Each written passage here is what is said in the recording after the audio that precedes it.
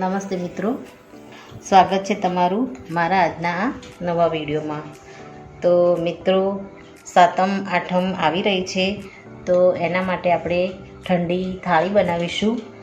તો એના માટે સૌપ્રથમ આપણે મીઠાઈની શરૂઆત કરીશું। તો મીઠાઈમાં આપણે સ્વાદિષ્ટ એવો દાણેદાર મોહનથાળ બનાવીશું। તો આપણે સૌપ્રથમ મોહનથાળથી શરૂઆત કરીએ। તો અહીંયા મેં ચણાનો લોટ 1 વાટકી લીધો છે, અડધી વાટકી મેં ઘી લીધું છે અને અડધી વાટકી દૂધ લીધું છે। તો હવે આમાંથી આપણે ચણાનો લોટ હું લઈશ।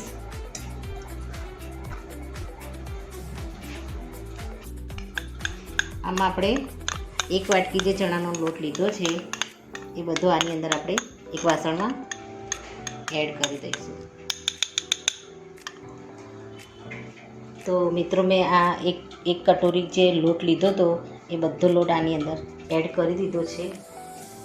હવે એમાં હું 2 ચમચી ઓગળેલું ઘી નાખીશ।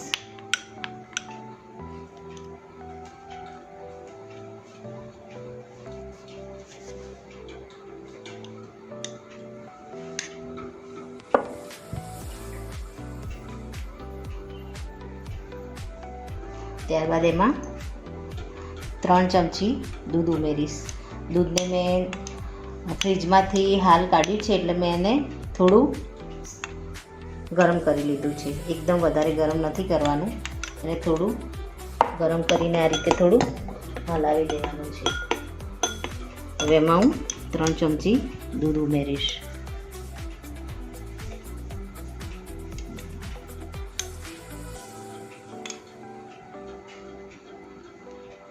હવે આને હાથ વડે બરાબર મિક્સ કરીશું।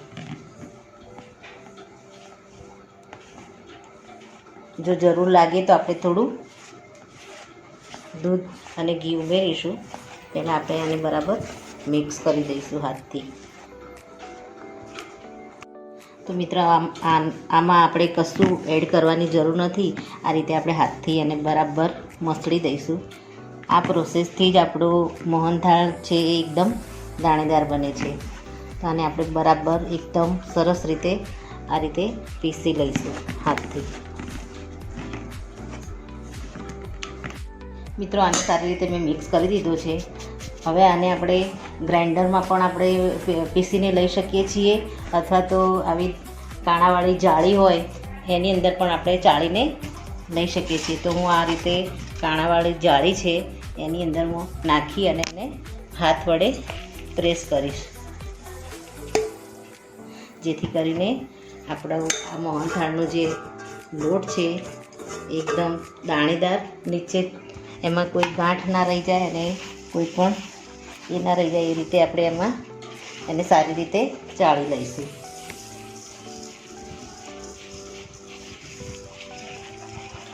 બસ આ રીતે આપણે બધા લોટને ચાળી લેવાનો છે।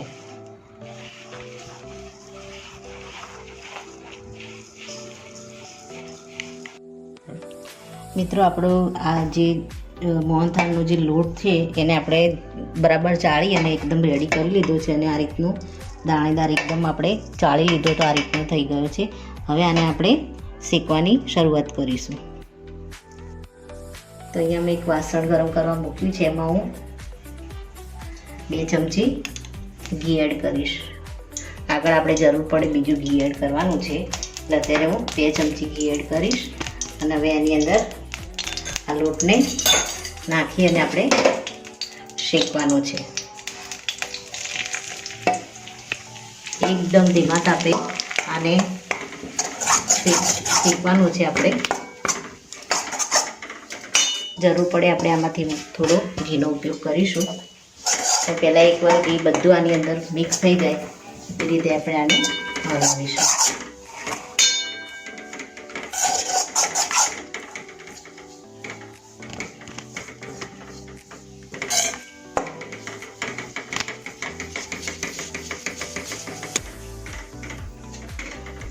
આપણે આમાં થોડું ઘીનો ઉપયોગ ફરી થોડું ઘી એડ કરીશું। આમાં આપણું આ લોટ બરાબર શેકાશે એટલે ઘી ઓટોમેટિક એમાંથી છૂટું પડવા લાગશે। પણ જો થોડું ઓછું ઘી લાગે તો તમે આ રીતે થોડું એડ કરી શકો છો. આપણે એને સતત હલાવીશું. એકદમ ધીમા તાપે આપણે આને કલર ચેન્જ થાય ત્યાં સુધી આપણે આને હલાવવાનું છે. મિત્રો હવે બીજું આપણે જે ઘી બાકી રાખ્યું હતું એને પણ આપણે આમાં એડ કરી દઈશું. જે આપણે એક કટોરી ઘી લીધું હતું એને આપણે થોડું થોડું કરી અને આ રીતે આમાં પૂરું કરી દીધું છે. હવે આને હલાવીશું આ રીતે.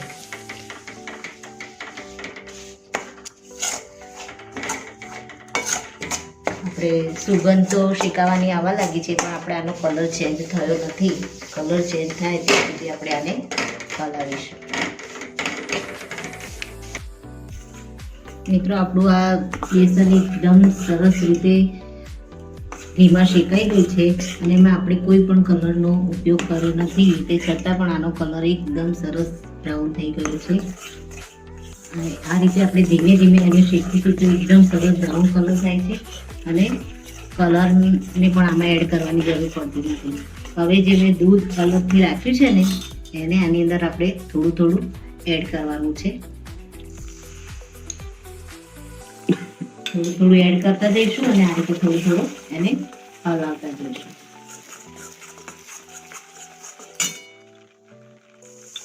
આપણે એક સાથે દૂધ નથી એડ કરવાનું. આ રીતે આપણે થોડું થોડું દૂધ નાખીશું અને એને હલાવીશું. એકદમ મોહન થાળનું દૂધ એકદમ ખોલી જાય છે દૂધ નાખવાથી. આ રીતે અને હલાવીશું. જેવો લોટ પાણી પી લે સુસાઈ જાય એવું તરત આપણે એમાં દૂધ નાખીશું. ફરીથી થોડું થોડું ધીમે ધીમે આપણે એને એડ કરવાનું છે દૂધને. આ રીતે બધું દૂધને જે અલગ રાખ્યું હતું એને એડ કરી દીધું. એ ધીમે ધીમે આને આપણે હલાવીશું.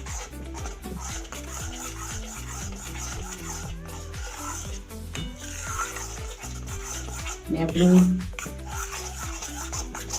દૂધ બરાબર અંદર ભળી જાય પછી આપણે ગેસને બંધ કરી દઈશું.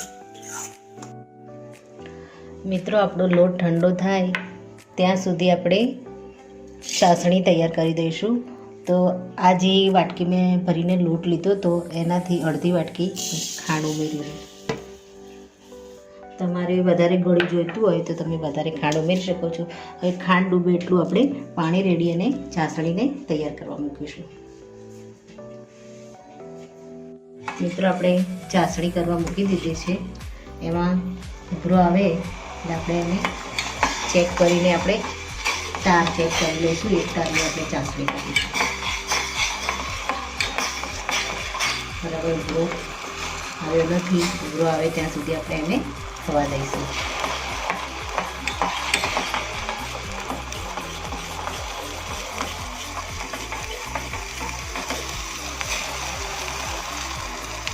હવે આપણે ચાસણીને ચેક કરી લઈશું. આપણો આ તાર એકદમ થવા લાગે છે. હવે આપણે ગેસને બંધ કરી દઈશું. આપણી ચાસણી રેડી છે. હવે આને આપણે લોટમાં એડ કરી દઈશું. આમાં એડ કરી અને આપણે એને આપણો લોટ ગરમ જ છે અને ચાસણી પણ ગરમ છે. અને એકવાર આપણે હલાવી દઈશું.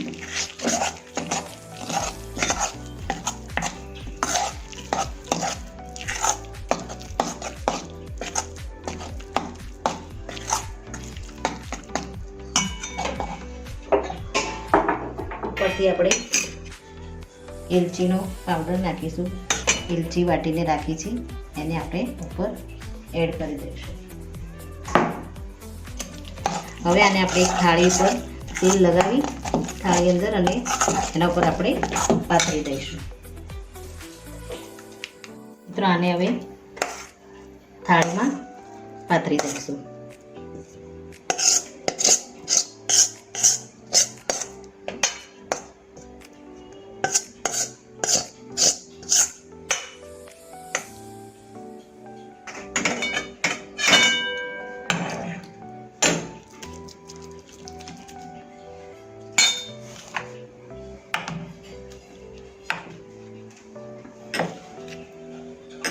આ રીતે એને ફેલાવી દઈશું. અત્યારે આપણું મિશ્રણ ઢીલું છે એટલે એના જાતે જ એનો શેપ પકડી લેશે. ઉપરથી આપણે મગજતરીના બીજને આમાં એડ કરી દઈશું. મિત્રો આપણી થાળી રેડી કરી લીધી છે. હવે આને આપણે 2 થી 3 કલાક માટે આને ઠરવા મૂકીશું. પછી આના પીસ કરીશું.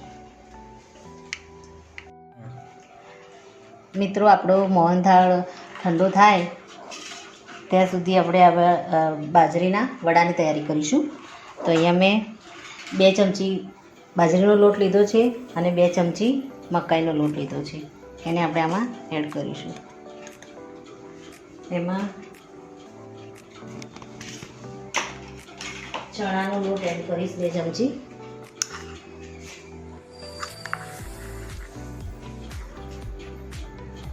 ત્યારબાદ ચોખાના લોટને પણ આમાં એડ કરીશું, જેથી આપણે તળીએ ને તો એકદમ આની પર ક્રિસ્પી લેયર થઈ જાય. 3 ચમચી મેં એમાં ચોખાના લોટને એડ કર્યો છે. હવે આમાં બધા મસાલા કરીશું. સૌપ્રથમ અડધી ચમચી જેટલી આમાં ખાંડ એડ કરીશ થોડા ગળપણ માટે. ત્યારબાદ એમાં તલ એડ કરીશ થોડા. એમાં લીલા સમારેલા મરચાં છે એને એડ કરીશું. ત્યારબાદ મેથી એડ કરીશું. મેં મેથીને પણ ધોઈ અને ઝીણી સમારી લીધી છે, એને આમાં એડ કરીશું.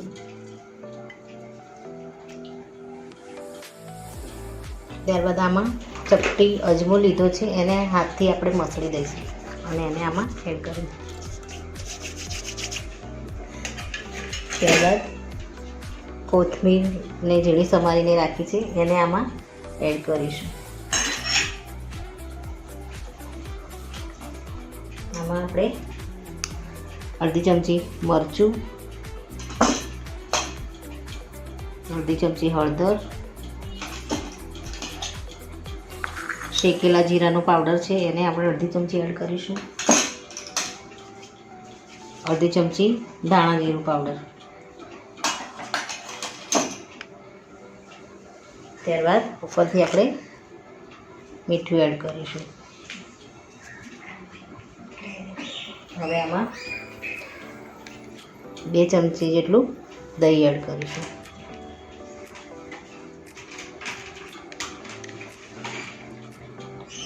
હવે આને હાથ વડે મસળી અને આનો લોટ તૈયાર કરી દઈશું. મિત્રો આપણો વડાનો લોટ રેડી થઈ ગયો છે. આને આપણે હવે થોડો રેસ્ટ આપીશું. થોડી વાર ઢાંકીને મૂકી દઈશું. ત્યાં સુધી આપણે ચણાનું શાક બનાવીશું. તો મિત્રો આપણે અહીંયા ચણાનું શાક બનાવીશું.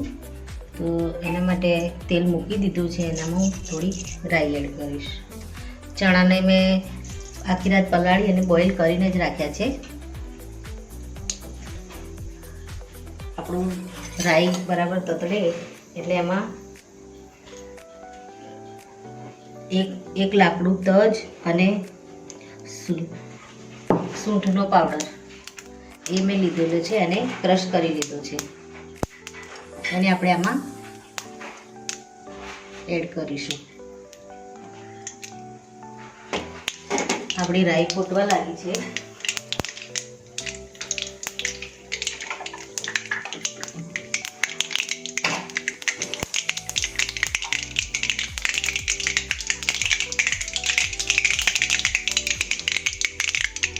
હવે આમાં આપણે હિંગ નાખીશું ચપટી.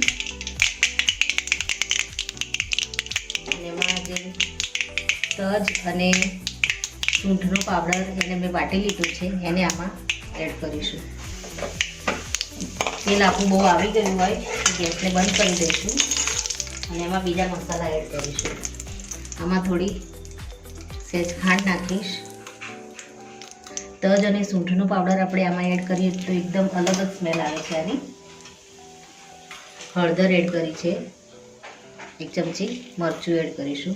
આમાં આપણે લસણ કે બીજા ડુંગળી કે એનો કોઈ ઉપયોગ કરવાનો નથી, કારણ કે આ લસણને એનો ઉપયોગ કરવાથી શાક જલ્દી બગડી જાય છે, ખરાબ થઈ જાય છે. તો આમાં આપણે આ સૂકા મસાલાઓનો જ એડ કરીશું. આમાં મસાલા આપણા થોડા સંતળાય એમાં આપણે થોડું લીંબુ એડ કરીશું.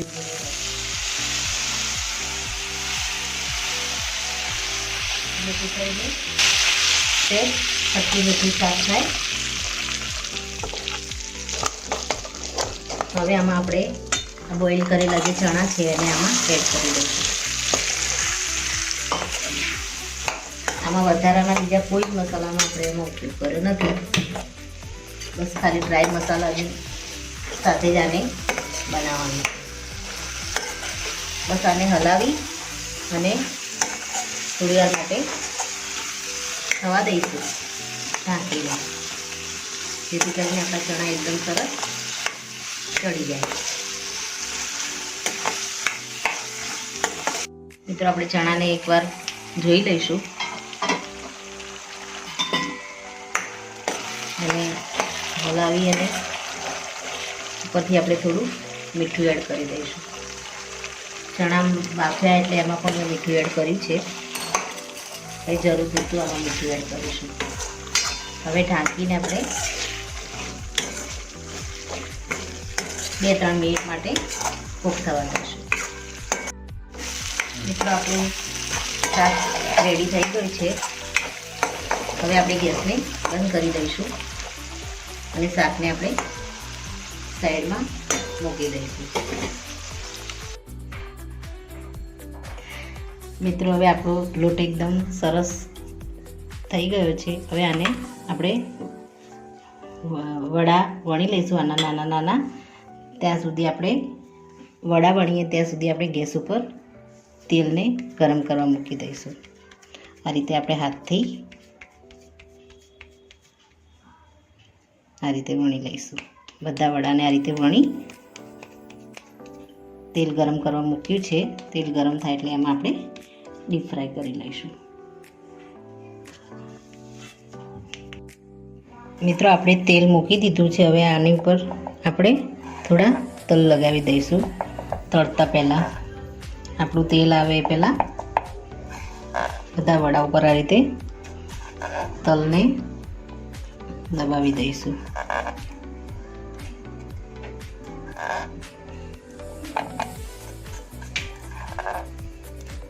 આપણું તેલ આવી ગયું છે. હવે આ વડાને આપણે એક પછી એક ડીપ ફ્રાય કરી દઈશું. મિત્રો હવે આને આપણે આમાં ધીરે ધીરે એડ કરીને ફ્રાય કરી દઈશું.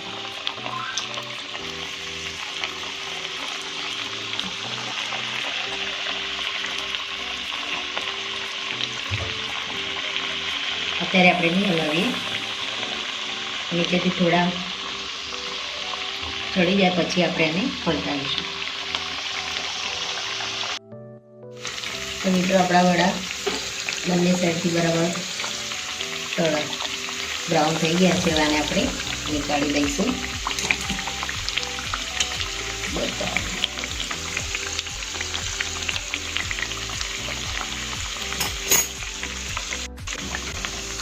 આ રીતે બધા વડાને આપણે કાઢી લઈશું.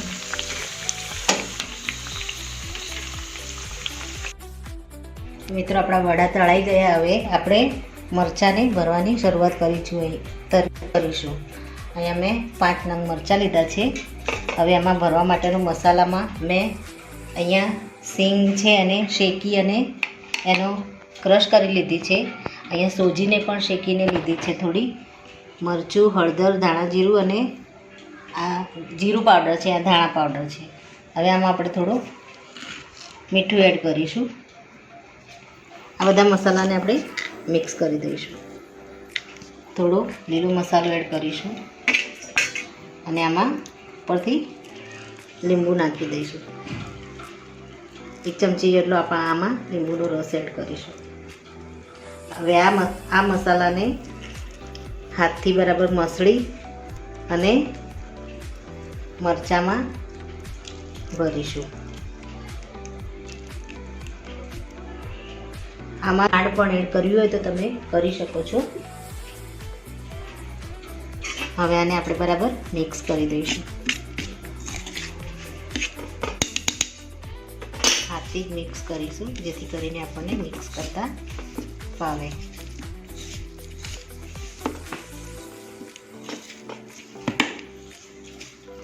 તમે મરચાં વધારે લીધા હોય તો તમે વધારે મસાલો કરી શકો છો. આપણો મસાલો રેડી થઈ ગયો છે. હવે આપણે મરચાંમાં ભરી દઈશું. મરચાંને મેં કટિંગ કરીને જ રાખ્યા છે. હવે આમાં આપણે બધો મસાલો એડ કરી દઈશું.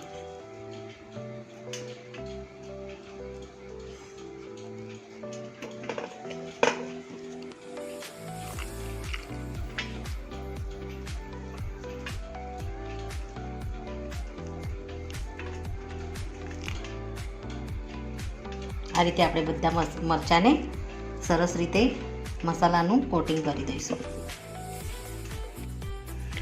મિત્રો આપણા મરચાં ભરાઈ ગયા છે. હવે એને આપણે થોડીવાર માટે સાઈડમાં મૂકી અને આપણે ઠંડી એવી ઘે બનાવીશું. એના માટે મેં ચોખાને પલાળી રાખ્યા છે. તો મિત્રો છાશની ઘે બનાવવા માટે મેં અહીંયા 1 વાટકી ઝીણા ચોખા લીધા છે. તમે ચોખાની કણકીનો પણ ઉપયોગ કરી શકો છો. તો આને મેં 3 થી 4 કલાક માટે પલાળી મૂક્યા હતા અને અહીંયા મેં ગેસ ઉપર પાણી મૂકી દીધું છે. આપણા પાણીમાં ઉભરો આવે એટલે આપણે આમાં એડ કરી દઈશું ચોખાને. તો મિત્રો આપણા પાણી એકદમ ગરમ થઈ ગયું છે. હવે આપણે આમાં ચોખાને એડ કરી દઈશું. આપણે 1 વાટકી ચોખા લીધા છે. આમાં આને આપણે ઘટ નથી થવા દેવાનું, એકદમ છાશમાં બનાવવાનું છે આપણે. એટલે આપણે અત્યારે પાણી ઓછું જ લીધું છે. ચોખા આપણા થોડા આની અંદર રેડી થાય બસ એટલું જ આપણે આમાં પાણી એડ કર્યું છે અને ધીમા ગેસે એકદમ આપણે આને કૂક થવા દઈશું. પછી આમાં આપણે થોડી છાશ એડ કરીશું. હવે આમાં આપણે થોડું અડધી ચમચી મીઠું એડ કરી દઈશું. મિત્રો આમાં તમે જીરાનો વઘાર પણ કરી શકો છો. વઘાર કરીને પણ આને લઈ શકાય, પણ આપણે છાશ સાથે ઠંડી ખાવી છે તો આપણે પ્લેન જ બનાવીશું. હવે આને ઢાંકી અને આપણે ધીમા ગેસે આને કૂક થવા દઈશું. મિત્રો આપણા મરચાં જે ભરીને રાખ્યા છે એને હવે આપણે ફ્રાય કરી દઈશું. મેં અહીંયા તેલ મૂકી દીધું છે. આપણું તેલ થોડું આવે એટલે આપણે એમાં ફ્રાય કરી દઈશું આને.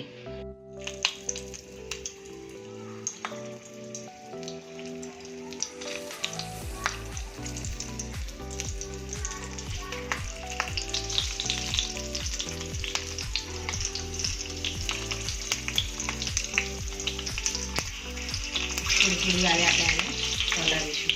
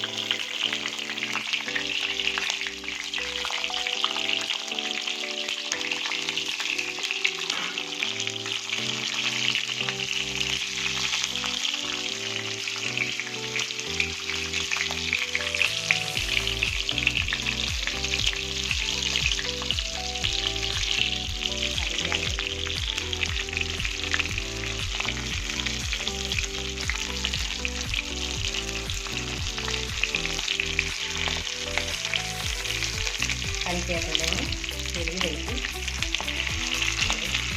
એક સાઈડથી આપણા મરચાં રેડી થઈ ગયા છે તો બીજી સાઈડથી થોડા રેડી થાય થાય ત્યાં સુધી આપણે ફ્રાય કરીશું. હવે આને આપણે આ થઈ ગઈ છે. આમાં તમે કણકીનો ઉપયોગ પણ કરી શકો છો. આમાં આપણે હવે છાશ એડ કરીશું. અહીંયા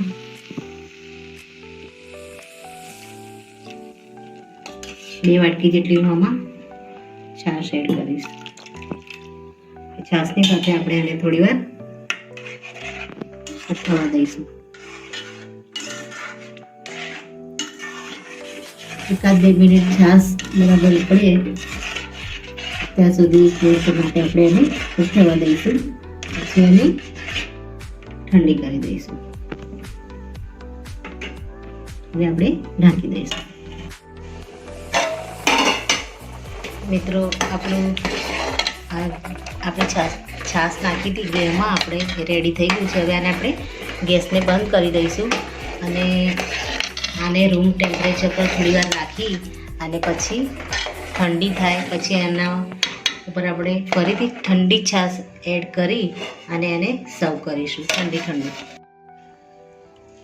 મિત્રો આપણા મોહનથાળને આપણે સેટ થવા મૂક્યો હતો એને મેં કટ લગાવીને જ મૂક્યો હતો. આપણો મોહનથાળ રેડી થઈ ગયો છે. આ રીતે એના પીસ પડી ગયા છે.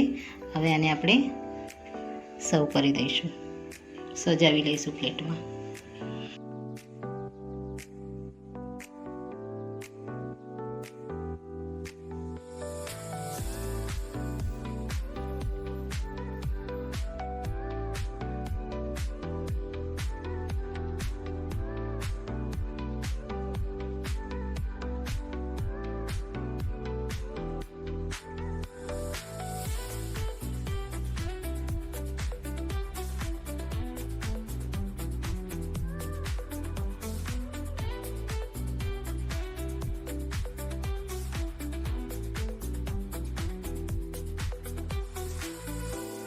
મિત્રો રેડી છે આપણી સાતમ આઠમ સ્પેશિયલ થાળી. મિત્રો આમાં મેં ઉપરથી ઠંડી છાશ એડ કરી છે અને ઠંડી જ તમે ખાશો તો મજા આવશે. ઠંડુ ખાઈને આપણને પેટમાં બળતરાને એવું થાય તો આ ઠંડી ઘે આપણે ખાઈએ તો એસિડિટીમાં ને એમાં પણ આરામ થઈ જાય છે.